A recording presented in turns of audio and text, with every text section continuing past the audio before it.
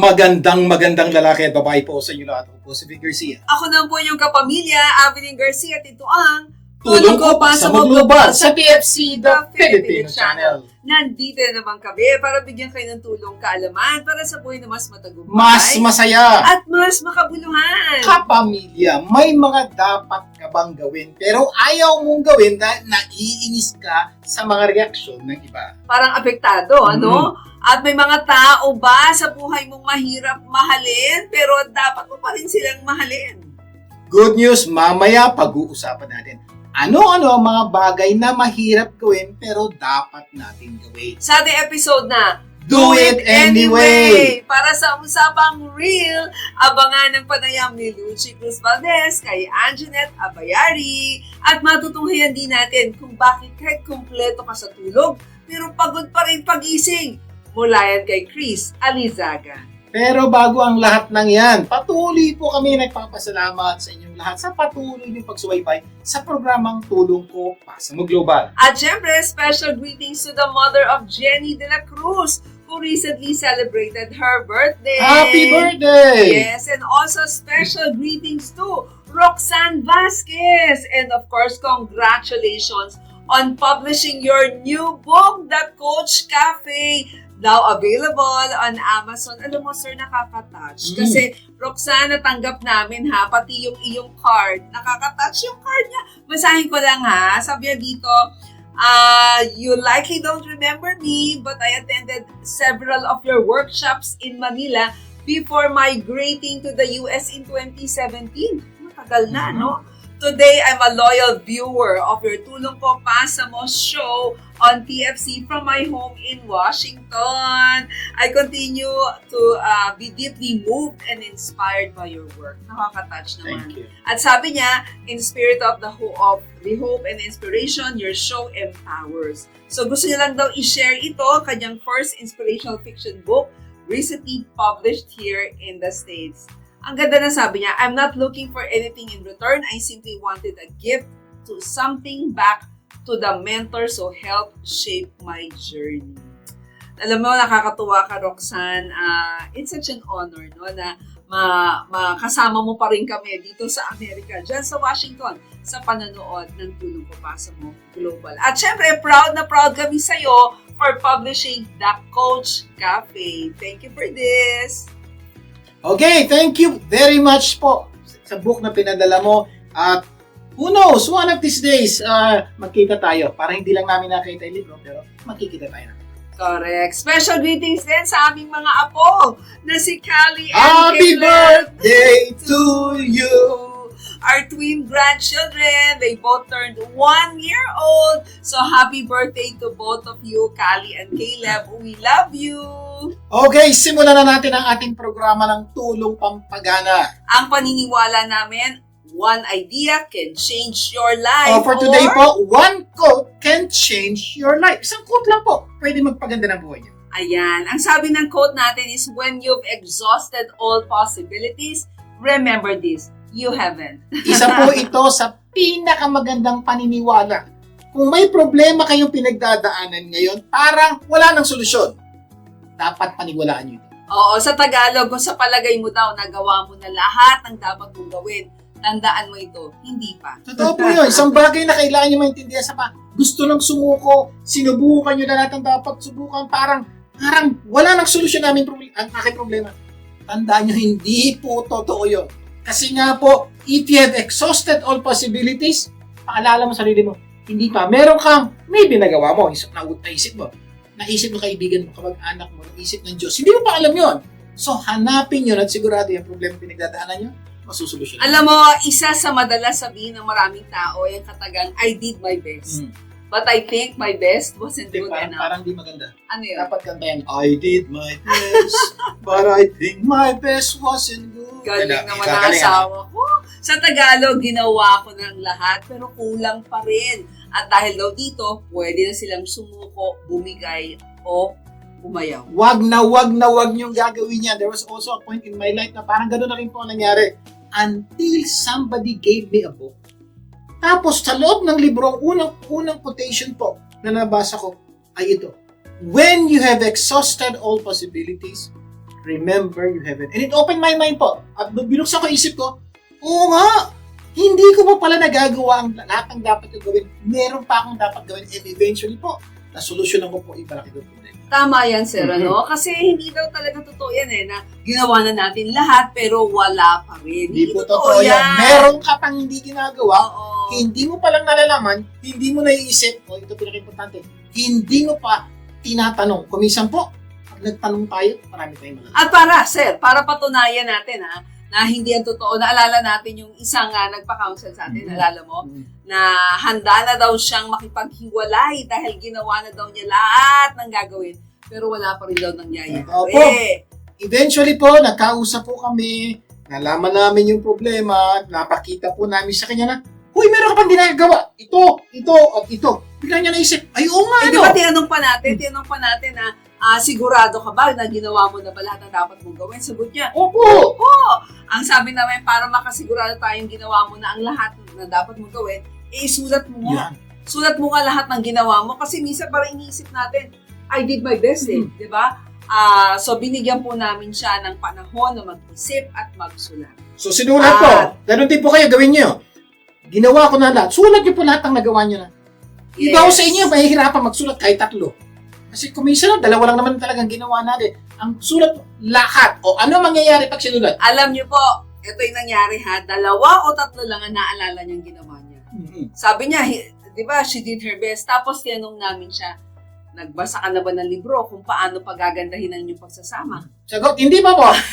Meaning, hindi niya pa nagagawa lahat. Ay, umattend ka na ba ng seminar on marriage counseling or Hindi pa po. marriage? Ay, hindi pa. So, ibig sabihin, hindi mo pa lahat nagagawa. Nagpa-counsel ka na ba sa isang relationship expert bago sa amin? Ang sagot niya, hindi pa. So, doon pala ko kita na natin, ha? Hindi pa niya nagagawa lahat. Mabuti na lang po, nakinig siya. Ibig sabihin po, ano man ang problema niyong pinagdadaanan, marami pa kayong hindi nagagawa na kailangan niyong gawin. At malaki ang posibilidad, yung gagawin niyo yun ang susolusyon sa inyong problema. Correct. Ito yung katunayan that when you've exhausted all possibilities, remember this, you haven't. Ikaw, malapit ka na bang sumuko dahil sa dami na yung problema? Paniwalaan mo to. You have not exhausted all possibilities. Correct. Hindi pa. Kaya mag-isip pa at magtanong sa ibang solusyon. Pero kung inisip mo wala pa rin, ang payo namin, huwag ka munang sumuko. Maghanap ng ibang paraan. Baka ang susunod mong gagawin ang susolusyon sa problema mo. Tandaan when you've exhausted all possibilities, remember this, you haven't. Ako, sana po mula sa araw na to, maniwala kayo at wag lang maniwala, gawin that when you have exhausted all possibilities, remember, you haven't. Naku, talagang pinukpok na natin ang husto yan at sigurado kaming gaganda ang buhay ninyo at ng mga mahal ninyo sa buhay. Paniwalaan nyo po yan. At bago tayo mag-break, naku, panoorin natin ang isang napakagandang segment na kung saan ay magpapaliwanag sa atin na bakit ba minsan kompleto ka naman ng tulog pero pagising mo, pagod ka pa rin. Mula yan kay Chris Alizaga ng Carico. Siya po ay authorized distributor sa California. Hindi lang distributor, dealer pa. Chris? Alam mo bang yung pakiramdam na kumpleto ka naman sa tulog, pero pagising mo, pagod ka pa rin? Yung bang parang hindi nawala ang bigat sa katawan mo, nakatulog ka naman. Di ba sa panahon ngayon, lagi tayong exposed sa stress, gadget, at kung ano-ano pa. Tandaan mo, kahit nasa bahay ka, iwalay pa rin ang katawan mo sa natural energy ng lupa. And this is where grounding comes in. Grounding is simply the act of recognition our body to natural electrical energy of the earth. Kapag nakatapa ka sa lupa, buhangin o damo, that's grounding. Ayon sa pag-aaral, grounding can help reduce inflammation, improve sleep, calm the nervous system, at pababain ang stress hormones. But let's be real, hindi naman tayo pwedeng maglakad-lakad sa damuhan araw-araw, lalo na sa sila. That's why I love the idea of bringing grounding inside our homes, especially when we spend 1/3 of our lives that's in our bed. This is where Carico Grounding Mattress comes in. Habang natutulog ka, your body is gently reconnected to Earth's energy. Natural, safe, and effortless. Hindi mo na kailangan mag-adjust ng lifestyle. Just sleep. Tulog ka lang. And let your body recover naturally. Imagine, gigising ka ng refresh, mas kalmado ang isip, at mas ready harapin ang araw. Because true wellness starts when we sleep right and when our body is grounded. Ako po, si Chris Alisaga, handang tumulong para mas gumanda ang buhay. Maraming salamat, Chris! Until next time! Okay, bago tayo mag-break, kung naghahanap po kayo ng outstanding and trusted immigration lawyer with expertise at compassion, hindi lang po magaling, mapagmahal pa sa mga Pilipino. Reach out to Attorney Alan Ed Linding. Please call 747-214-7474. Ayan, for consultation, mag-email lamang po sa tulong ko pasa mo global@gmail.com. And for immigration, medical exam and form I-693 completion, visit Atala Medical Group at 557 North Maclay, San Fernando, California. O tawagan ng numerong 818-639-0209. Or email, sa tulong ko pasa mo global@gmail.com. Magbabalik pa po ang tulong ko pasa mo. Huwag bibitiw! Tulong ko, ipasa mo, gaganda ang mundo. Tulong ko, ipasa mo, gaganda ang mundo. Nagbabalik ang tulong ko pasa mo global. Vic Garcia po. At Abilene Garcia. Dadako na tayo sa ating tulong pampaganda ng buhay. Ang paniniwala namin, you don't become what you want, you become what you do continually. At dahil gusto namin patuloy na mas gumanda ang buhay nyo, patuloy kami magbibigay ng tips na pwede nyong gamitin tungo sa mas magandang buhay. At syempre, kakaiba ang tulong pampaganda ng buhay. Naalala mo pa ba ang beauty queen na naging simbolo ng tapang at kagandahan? Gumanap siya bilang Darna ng 1994 Mars Ravelos Darna ang pagbabalik. Alam niyo bang kinoronahan din siya bilang Binibining Pilipinas Universe noong 1991? Siya si Anjanette Abayari at good news, makakasama natin siya sa isang espesyal na panayam. Alamin ang kanyang kwento ng tagumpay, pagsubok at personal na pagbabago dito lang sa Usapang Real with Luchi Cruz Valdez. Luchi! Hello everyone, welcome to Usapang Real with Luchi.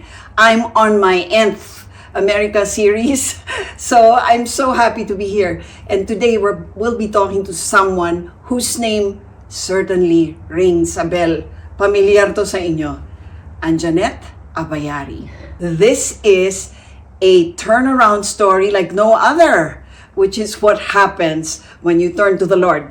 And this is one such story. Welcome, AJ! We know you to be the Anjanette Abayari, the film star, the Darna, the Binibining Pilipinas universe, of course. How can we forget? Yes. So you were once a celebrity in the Philippines, and you turned your back on that. Yes. I did. Tell me what the experience was as a celebrity. Well, before I went to the Philippines, I was already modeling here, doing like MTVs, and I was cheering for the Raiders already. So there was like this. It was being in the spotlight, like in the limelight. And when I went to the Philippines, I said I'm gonna be a movie star. I didn't have like this delusions of grandeur of being an actress because I didn't speak Tagalog. So I knew I could be a movie star. So different, diba? Actress, movie star. So I said, okay, let's be a movie star. So by movie star, you mean you just wanted to be a celebrity? Yes. By actress, It wasn't that's like a skill, and you Yes. learn it, right? Yes, you go I to didn't school. know. Yeah, I didn't take for acting it. classes. I wasn't. I never planned to be an actress because I actually, graduating high school, I got accepted to the Naval Academy, Annapolis. Wow, Annapolis, big time yun. Yeah, diba? yeah, as a nuclear engineering major, and I went for the orientation that summer, and I also applied to UCLA. So I'll just go there, because I also got accepted there. So my plans were not to become an actress or to in that industry at all. That just all happened. I don't know. Well, you won Binibining Pilipinas Universe, yes. but that turned out to be quite controversial. Yes, you know? that's if I had known Parang then- binabato ka bigla. Yeah. Parang, teka muna, Amerikano naman yan eh. Yeah, well, Okay, so, for once, set the record straight. ano ba it talaga was- nangyari doon? It was a not a citizenship issue. It was a residence issue. Anong difference nun? Well, you had to have lived, been in, In the the country Philippines. for at least 6 months prior to the pageant. And you didn't? And I wasn't. I was there. Oh. I arrived there in February, and the pageant was in March. Oh, So, I see. but nobody stopped me. So, Okay. and it was only after the fact when I was heading towards Miss Universe that someone, I guess, let them know. So how did you feel about that? Oh, I was Parang devas- binigay sa'yo, nanalo ka, tapos biglang hindi pala. Before I was devastated, but now it's okay because I still won. To me, that's what I kept. I'm not gonna. I don't like to hold on to the bad memories or the negative things. I prefer to hold on to what I've learned from it or the positive things that came out of it. Which to me, I still won. Even if they took it away, I already won. Paano ka naging Darna, ang lambing ng Darna? I don't know. So how did it feel getting the role of Darna? It kind of like became some kind of milestone in Philippine movie industry, Yeah, right? it Kasi was. parang the remake of the Darna. I mean, Yes, that's it was great. It was Right. great. I think I really embodied the role because I was very athletic already. Also, And I did my was own- it easy all my for own you to do the stunts. fight Oh, yes. scenes and the flight scenes? I did all my own stunts. I did everything. Really? Yes. Mm-hmm. Kaya-kaya, ha? Mhm. Ito pala ang original Tom Cruise, ha? Yeah. Doing her Yeah. own stunts. Yes, it was. Yeah, I did all my own stunts. I enjoyed it though. I'm Yeah. a tomboy, so. So, all in all, how many years were you in Philippine showbiz? I went back in '93 until '99, so only 6 years really. What made you leave? Well, 6 years is a short time.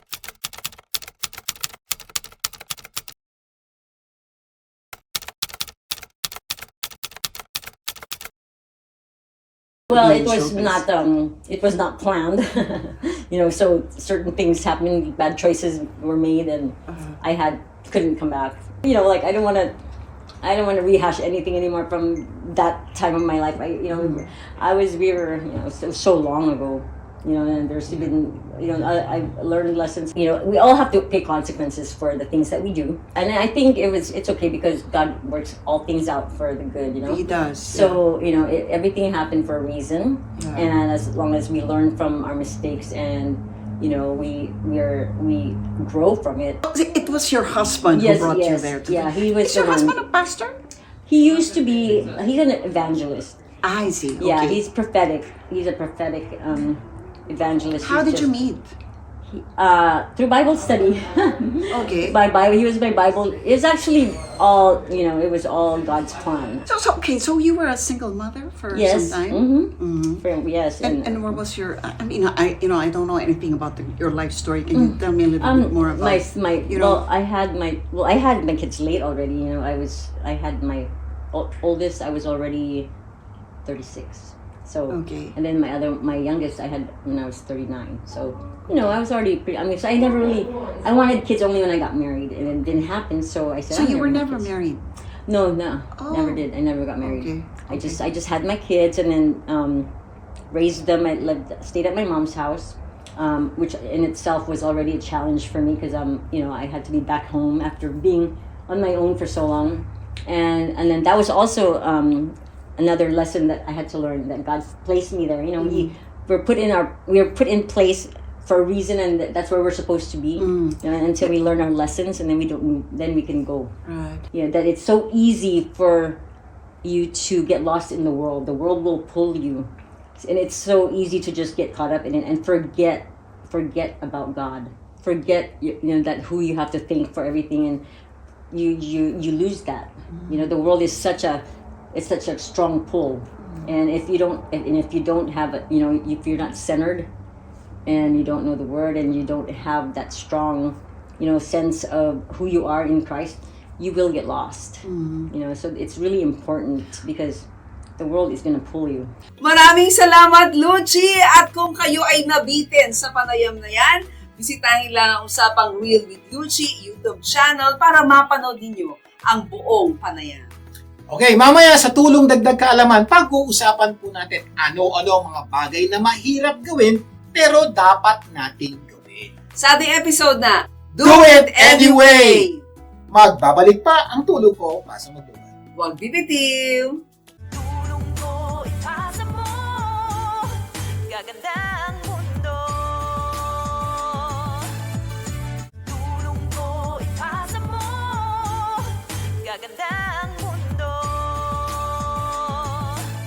Nagbabalik ang tulong ko pasa magluban. Vic Garcia bumalik. At Abilene Garcia, Bago natin ipagpatuloy ang ating topic sa araw na to, magbibigay daan muna tayo sa usapang life insurance. mula sa Outstanding Living Benefit Specialist na si Gina Criste. Gina! Kapamilya, alam mo na ba ang gagawin mo sa retirement funds mo? Huwag mong hayaang matulog yan ng konti lang ang kita. Alam mo bang may program sa fixed index annuity na may offer na 25% upfront bonus for rollovers? Katulad ng 401k, 403b, 457, or IRA. Pwede rin ang CD and saving account transfers. For example, kung may $100,000 ka, may $25,000 upfront bonus ka na i-add sa initial funds mo. O di ba bongga? Ito ay paraan ng pag-iipon na protektado ang puhunan because of upside potential and downside protection.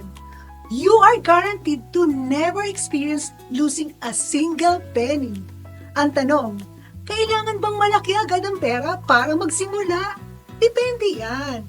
If you'd like to set up a Roth IRA, pwedeng mag-umpisa for as low as $100 a month or $7,000 a year for clients 50 years old and below, or $8,000 naman if over 50 years old.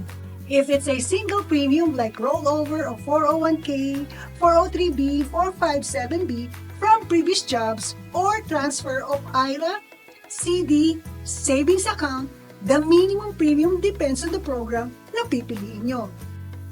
Pero, paano naman ang growth? Kumikita ba to? Yes naman!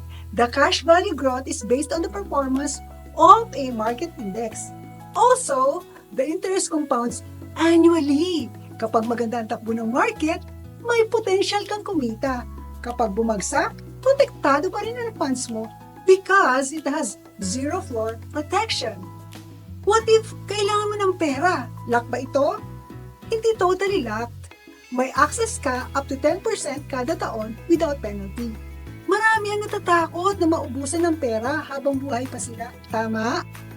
Kaya may option ito na guaranteed lifetime income.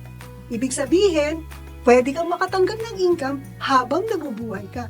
Gaano man katagal, kahit umabot ka ng 200 years old at kahit depleted na yung initial funds mo. O diba ang ganda? Di ba mas prefer natin ang predictable and lifetime income? Ito na yun! Malamang ang tanong nyo, paano kung may mangyari sa policy holder? Like, kung namatay ka na, mapupunta ang full accumulation value diretso sa beneficiaries mo. No probate, no hassle, no delay, and no withdrawal charges. And pag nagkasakit ka naman, you also have additional access to funds using terminal illness rider, nursing care rider, and emergency access waiver rider.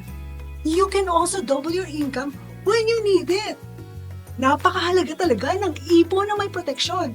O kaya yung mga retirees dyan, o magre-retire pa lang, o mga batang gustong mag-ipon na may proteksyon, ano pang hinihintay nyo? Tawag na! Handa ko kayong tulungan. Text me at 323-244-9784. See you next time! Maraming salamat, Gina! For more information about life insurance, email us at tulongkopasamoglobal@gmail.com. Okay, dadako na tayo sa ating tulong dagdag kaalaman.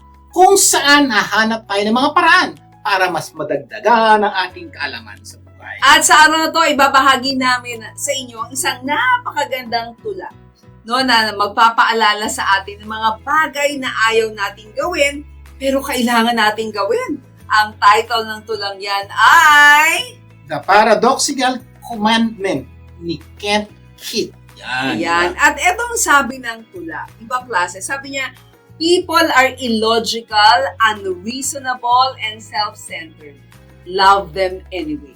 If you do good, people will accuse you of selfish ulterior motive. Do good anyway. If you are successful, you will win false friends and true enemies. Succeed anyway. The good that you do today will be forgotten tomorrow. Do good anyway. Honesty and frankness make you vulnerable. Be honest and frank anyway. Ito ang maganda. The biggest men and women with the biggest ideas can be shut down by the smallest men and women with the smallest mind. But think big anyway. Correct. People favor underdogs, but follow only top dogs. Fight for a few underdogs anyway. What you spend years building may be destroyed overnight. Build anyway. Ito pa, people really need help, but may attack you if you do help them. Help people anyway. Ito, give the world the best you have and you'll get kicked in the teeth. Give the world the best you have anyway. Wow! Sana marami tayong natutunan sa tulang yan ha. At para mas marami tayong matutunan, pag-uusapan natin ang bawat linya ng tulang. Good news po. Sa araw na to, pag-uusapan natin kung ano-ano ang mga bagay na mahirap gawin. Pero dapat natin gawin. Sa ating episode na Do It Anyway! Okay, simulan po natin yung mga bagay na to. Number one, people are illogical, unreasonable, and self-centered. Love them anyway. May kapamilya ka bang mahirap mahalin? Nako, yan yung Totoo. para Di ba sa may mga pagkakataon po na may kausap ka, parang napaka-illogical naman itong taong ito. Okay? Parang wala sa punto. Kung isang sahod natin, wala sa hulog itong tao to. Nakakainis! Gusto mo nang barahin, gusto mo nang pagalitan. Pero, alam mo, kapamilya mo to eh. Kapatid mo to eh. Kailangan mo silang mahalin. Eh, hindi ko nga sila maintindihan. Meron po kaming turo sa buhay. May mga pagkakataon, pag hindi mo na siya kayang intindihin, mahalin mo na lang. Dahil pwedeng magmahal kahit hindi nakakaunawaan. Tandaan mo yun. O sila yung mga taong madalas wala sa katuwiran. Oo! Diba? Kung minsan nauubos ang panahon para makinig sa mga walang kwentang opinyon. Diba? At ayaw makinig sa maayos mong paliwanag. Meron ba kayong kapamilyang ganyan, di ba? Pag siya nagsalita, dapat makinig ka. Pag ikaw nagsalita, kahit di siya makinig, okay lang. Kasi po, may mga tao, importante lang kanyang pananaw. Oo. Hindi ba nakakainis siyang mga tao? Saka di ba ang hirap ng ganyang sitwasyon? But you need to love them anyway dahil hindi naman dapat sila palaging mauunawaan para mo sila mahalin. Ito po, yun po napakalaking pagkakaiba po ng mga tao sa labas ng inyong bahay at mga tao na kapamilya mo. Yung mga tao sa labas ng bahay, kahit di mo sila maunawaan, di mo man sila kailangang mahalin. Pero yung mga kapamilya mo, kahit hindi mo na maunawaan, kailangan mo pa sila. Tsaka ano yan, sir dahil importante sila sa iyo talaga, di ba? Kaya mo siyang mahalin kahit hindi mo siya maunawaan kasi importante siya sa iyo Totoo lang Oo. Pag ganyan po natutunan ng napakaraming tao, maraming pamilya aayos. Kasi sa totoo lang, hindi lang naman yung kausap mo mahirap maunawaan Ha? Ikaw din ko minsan, hindi niya maunawaan.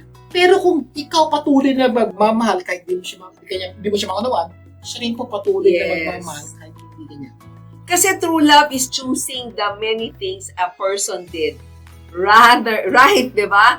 Rather than the one thing he did wrong. Ito po ito lang. Pag nagtutunan nagmamahal, kumisyon, hindi gano'ng importante yung mangilan-ilang niyang pagkakamali at ang hirap intindihin. Iintindihin mo yung napakaraming bagay na ginawa niya sa iyo. Para Sabi nga ng Bible, di ba? True love does not keep the record of wrongs. Hindi ka nagsuscore ng mga mali niyang ginawa. Lalo na po sa magkakapamilya. Lalo na sa mag-aasawa. Kaya kuminsan maraming mag-asawa naghihiwalay Bilangan ng bilangan Iwasan niyo po magbilang kasi mahihirapan po kayo. Sigurado masisira pareho ang buhay. Yes, sabi nga, people are illogical, unreasonable, Makasarili! and self-centered. Love them anyway. Okay, number 2. Number 2 naman, if you do good, people will accuse you of selfish ulterior motives. Do good anyway.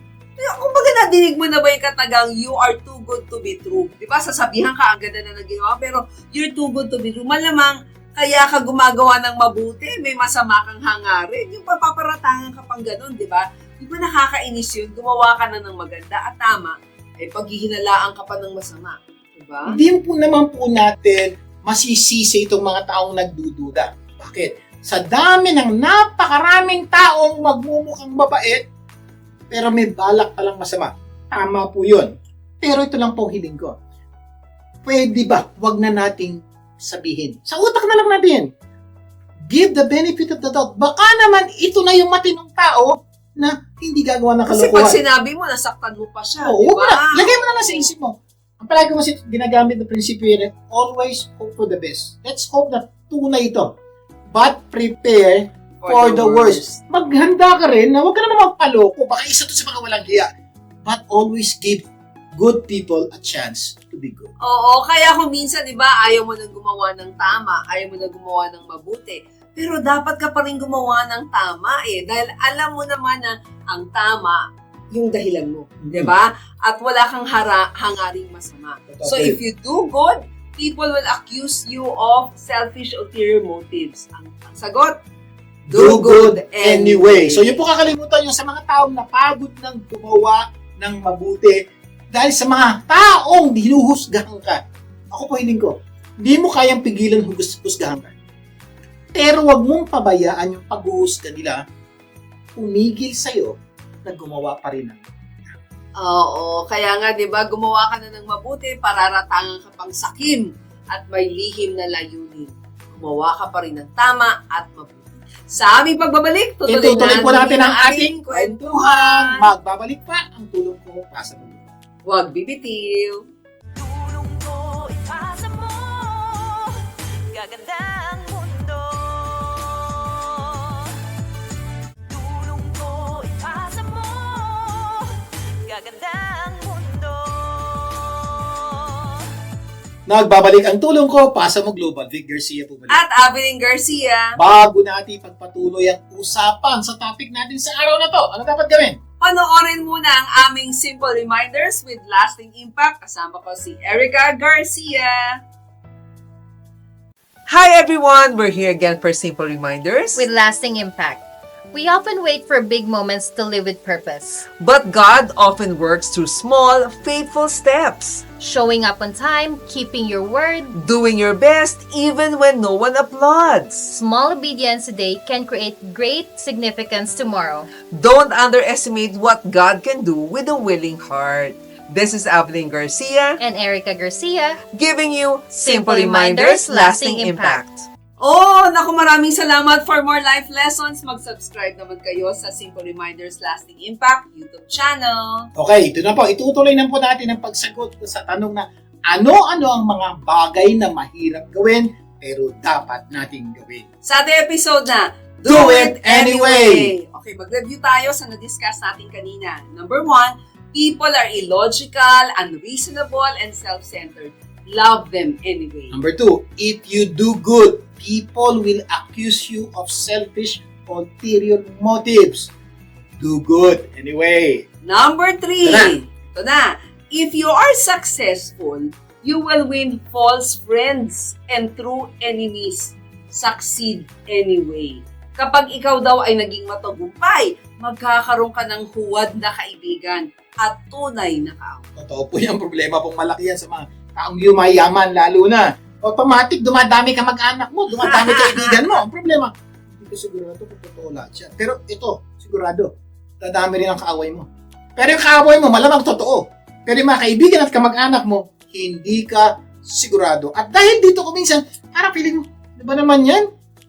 Okay na buhay ko, pero dami namang tao nakapaligid sa akin. Parang ayoko nang magtagumpay at ayoko na ituloy itong ginagawa ko. Ito suggestion ko. In spite of his problems, succeed anyway. At kung minsan, dahil sa ganitong pangyayari, kung ayaw na nating, parang ayaw na nating magtagumpay, no? Parang ayaw na nating i-reach yung success, di ba? Dahil natatakot na tayo sa mga huwad na kaibigan, yung bang hindi mo na alam kung sino sa kanila yung totoo, di ba? At kung sino ang manloloko. Kaya kapag natakot ka dito, ano mangyayari? Hindi mo maaabot yung gusto mong maabot sa buhay na matagal mo nang minimithi. Okay, so napaka-importante yan. If you are successful, you will win false friends and true enemies. Pero ito po hiling po namin, kung meron kayong ganyan, succeed anyway. Number 4, eto, the good you do today will be forgotten tomorrow. Totoo yan. Do good anyway. Sa Tagalog, kapag gumawa ka ng mabuti ngayon, malamang makakalimutan na yan sa pagdating ng panahon. Baka bukas lang makakalimutan na di ba? May mga Pagka pagkakataon, gumawa ka pa rin ng tama. may mga pagkakataon ganun, di ba? Parang, ano yun?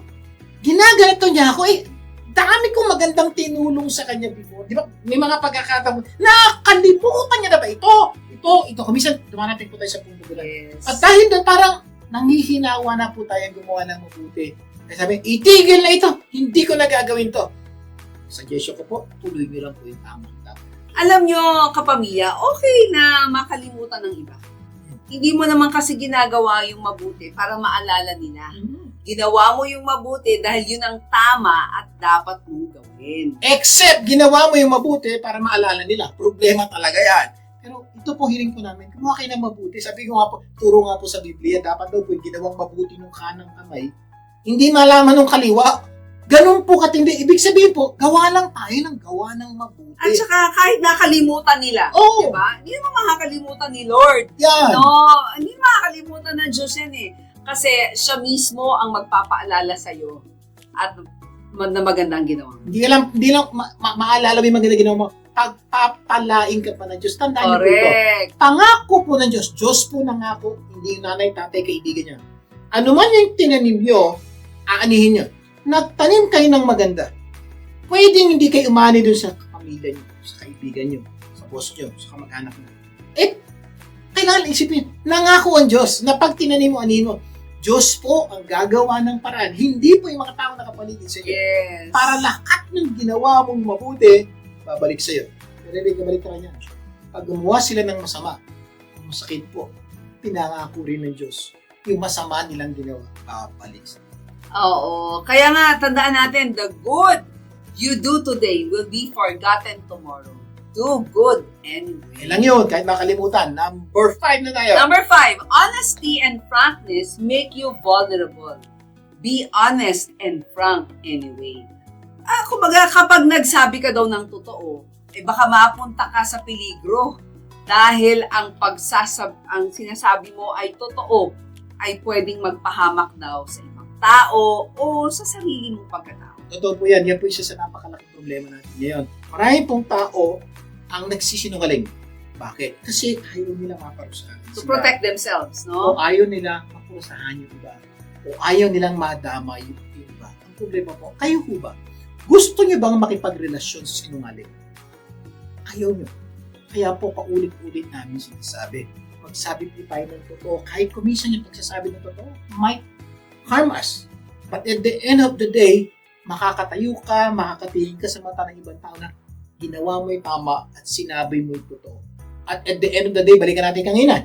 Pinag-usapan natin, ano man ang tinanim mo, aanihin mo. Nagsinungaling ka, may kaparusahan yan. Sabi ka ng totoo, may reward. Pero alam naman natin, di ba, ang totoo, natutunan natin yan sa eskwelahan, di ba? That honesty is the best policy. Alam na po natin yun, but why is it a lot of people right now, hindi na po ginagawa? Ayaw ni Lord hindi nagsasabi ng totoo, di ba? Mas lalong makakasama sa atin. And honesty, tandaan natin, and frankness make you vulnerable. Be honest and frank anyway. Number 6. Eto maganda. The biggest men and women with the biggest ideas can be shut down by the smallest men and women with the smallest ideas. Think big anyway. Kumbaga sa Tagalog, kapag nangarap ka ng malaki, may mga taong sisiraan ka at mamaliitin ka. Huwag mo silang pansinin. Lalong-lalong huwag makinig sa kanila. Pabayaan mo sila sa kanilang pinagsasasabi. Dahil kapag pinakinggan mo sila, mauubos ang oras mo sa mga walang kakwenta-kwentang bagay. Totoo po yan. Kaya ingat po kayo sa pakikinig sa ibang tao. May mga taong tutulungan kayong maabot ang pangarap nyo. Pero may ibang tao, wala na po tayong magagawa. Libangan na po nila. Libangan May libangan na po nila na siraan ng ibang tao, maliitin ng ibang tao. Pabayaan nyo po sila. Kayo po, hiling po namin, patuloy nyo pagsikapang abutin ang gusto nyo. Galing. Tandaan ha, the biggest men and women with the biggest ideas can be shut down by the smallest men and women with the smallest minds. Think big anyway. Okay, mamaya itutuloy pa po natin ang ating usapan kung ano-ano ang mga bagay na mahirap gawin. Pero dapat natin gawin. Magbabalik pa ang tulong ko para sa mga global. Huwag bibitig. Tulong ko ipasa mo, gaganda ang mundo. Tulong ko ipasa mo, gaganda ang mundo. Nagbabalik ang tulong ko pa sa Global. Vic Garcia po muli. At Evelyn Garcia. Itutuloy na po natin ang pagsagot sa ating tanong na ano-ano ang mga bagay na mahirap gawin pero dapat natin gawin. Sa episode na, Do it anyway! Review lang tayo. Number 1, sabi natin people are illogical, unreasonable, and self-centered. Love them anyway. Number 2, if you do good, people will accuse you of selfish ulterior motive.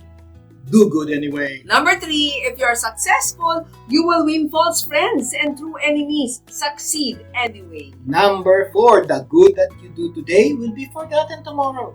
Do good anyway. Number 5, honesty and frankness make you vulnerable. Be honest and frank anyway. At number 6, the biggest men and women with the biggest ideas can be shut down by the smallest men and women with the smallest mind. Think big anyway. O, eto na, number 7. People favor underdogs, but follow only top dogs. Fight for a few underdogs anyway. Sa Tagalog, hindi dahil sila ang sikat o nangunguna, sila ang dapat na sundan mo. Paano kung hindi naman tama ang kanilang ginagawa? Hindi dahil konti ang sumusunod, mali sila. Hindi naman dahil marami ang sumusunod, tama sila. Ito po yan, may mga pagkakataon po kasi kung sino'y sikat, gusto natin doon tayo sumusunod. Pero alam niyo po, may mga pagkakataon, kahit hindi sikat, kahit hindi popular yung idea, pero yun ang tingin mong tama, yun po ang suportahan natin. Huwag po tayo susuporta, depende kung gaano karami ang sumusuporta. Sumuporta tayo dahil sa tingin natin, yun ang tamang dapat gawin. Correct! Alamin mo ang tama at sila yung suportahan mo, di ba? So, ayan. Number 8. Number 8. What you spend years building may be destroyed overnight. Build anyway. May mga pagkakataon na ang mga bagay na matagal mong binuo, di ba, ay pwedeng masira ng ilang sandali. Pero gumawa ka pa rin ng Totoo po yan. May mga pagkakataon trahedya na dumadaan sa buhay natin. For example, masunugan ka. Ang hirap pumangon, pero napakarami na po namin kakilala na napunta sa sitwasyon yun at bumangon po ulit kahit sa anong trahedya. At because of that, they became very strong at ang struggle na pinagdaanan nila, mas lalo po silang magtagumpay. Kaya kayo, ano man ang yung pinagdadaanan niyo, huwag niyong pabayaan yung pinagdadaanan niyo ay itigil ang biyahe niyo. Alam mo, hindi lang yung pagsunog or nawalan ka ng material Yung bang minsan ang tagal mo iningatan yung malinis mong pangalan pero sisirain lang ng isang chismoso o chismosa. Masakit yun. Masakit yun, pero ito po maganda. Alam niyo naman yung totoo Kahit ano sabihin ng chismoso at chismosa, alam mo yung totoo. Correct. Kahit, ito masakit. Sir, pinapaniwalaan ng iba.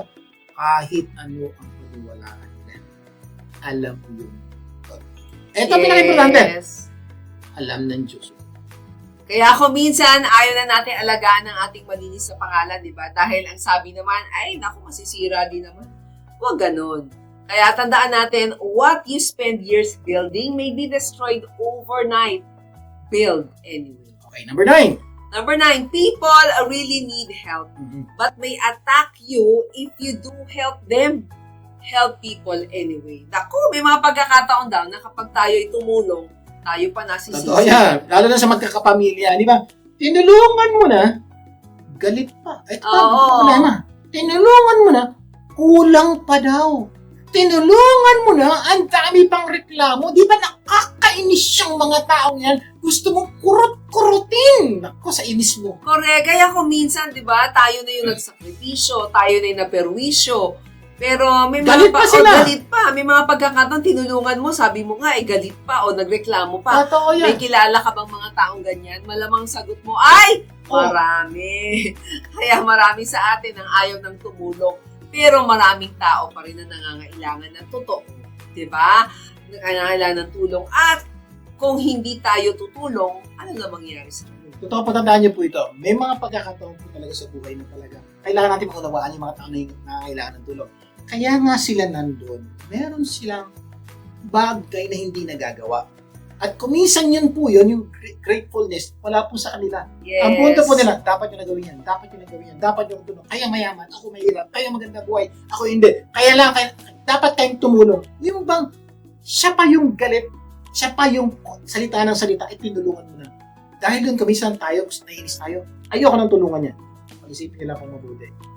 Who knows, itong taon to, pag sagaan nyo, tulungan nyo mabuti, pag maganda ang buhay. Yes. Baka isa taon to ang maging solusyon sa maraming problema sa buhay ng iba o minsan sa buhay mo.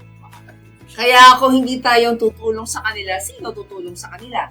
Kung hindi tayo tutulong ngayon, kailan tayo tutulong? Diba? So, people really need help, but may attack you if you do help them. Help people and Number 10. give the world the best you have and you'll get kicked in the teeth. Give the world the best you have anyway.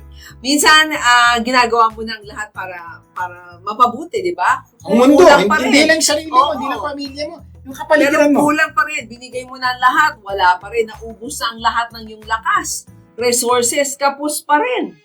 Kaya po, mapasin nyo, ito yung sample po nito mga tao. Ito po yung mga taong tatakbo bilang mayor. Gusto lang niya kasing maging maayos ang kapaligiran. Kung ano-ano po ang sasabihin ng mga kalaban niya, kung ano ang sasabihin ng mga taong nakapaligid sa kanya, parang ayaw mo na ituloy yung laban mo sa buhay. Ito po yung mga yung mga taong tumitistigo sa mga walang hiyang tao. Kaya lang po, kuminsan dahil po sa discouragement, hindi na po nila ginagawa. Opo, hiling ko, bigay niyo po yung best you have. Maitutulong niyo sa lahat ng taong nakapaligid sa inyo. Don't do it for the people around you. Do it for God. Tandaan niyo po ito. God will provide all your needs. God will be your protection kung natatakot po kayo. Yes. God will be your fortress. God will be with you when you do the right thing. Give the world the best you have anyway. Dahil sa takdang panahon, you will reap a harvest. Ulitin lang po natin ang ating pinag-usapan kung ano-ano mga bagay na mahirap gawin pero dapat natin gawin sa ating episode na Do it anyway! Number 1, people are illogical, unreasonable, and self-centered. Love them anyway. Number 2, if you do good, people will accuse you of selfish or ulterior motives. Do good anyway. Number 3, if you're successful, you will win false friends and true enemies. Succeed anyway. Number 4, the good you do today will be forgotten tomorrow. Do good anyway. Number 5, honesty and frankness make you vulnerable. Be honest and frank anyway. Number 6, the biggest men and women with the biggest ideas can be shut down by the smallest men and women with the smallest mind.